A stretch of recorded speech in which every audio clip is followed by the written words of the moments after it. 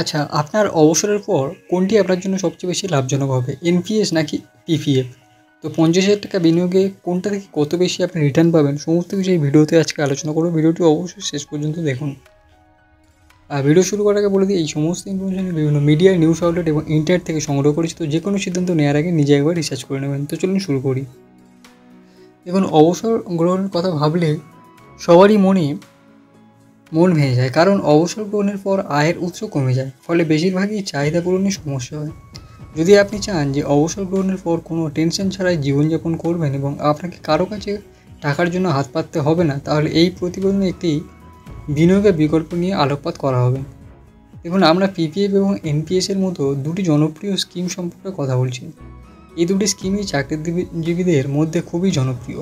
সরকারের পিপিএফ স্কিমে সকলেই বিনিয়োগ করতে পারেন। এটি একটি স্বেচ্ছাসেবী স্কিম।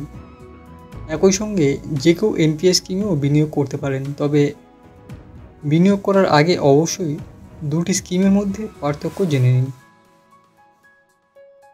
জাতীয় পেনশন সিস্টেম অর্থাৎ এনপিএস, এই স্কিমটি আর্থিক চাহিদার কথা মাথায় রেখে তৈরি করা হয়েছে। এই স্কিমে মেয়াদ পূর্তিতে প্রাপ্ত তহবিল 60%। এনপিএস স্কিমে বিনিয়োগের পরিমাণের উপর কোনো কর নেই। বাকি 40% অর্থ বার্ষিকী হিসেবে পাওয়া যায়। বিমা কোম্পানি বার্ষিকী অর্থ থেকে আজীবন পেনশন দেয়। প্রাপ্ত পেনশনের উপর কোনো কর নেই।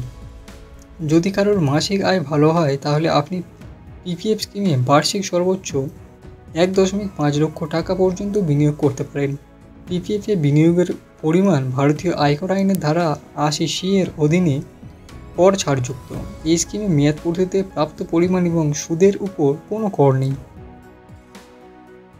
পিপিএফে 15 বছর মেয়াদ পূর্তি পাওয়া যায়। একই সঙ্গে বিনিয়োগকারী 7 বছর পরে প্রি ম্যাচুরিটি বিকল্পের সুবিধা নিতে পারেন। 15 বছর বিনিয়োগ করার পরে আপনি 5 বছরের ব্লকে মেয়াদ বাড়াতে পারেন। পিপিএফ স্কিমে বিনিয়োগে করার পরিমাণের উপর 7.1% সুদ পাওয়া হচ্ছে, সঙ্গে চক্রবৃদ্ধি সুদও পাওয়া যায়।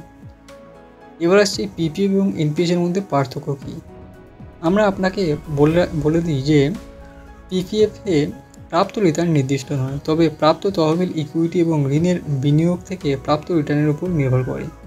এর কারণ হলো অ্যানুইটি হলো আপনার এবং বিমা কোম্পানির মধ্যে একটি চুক্তি।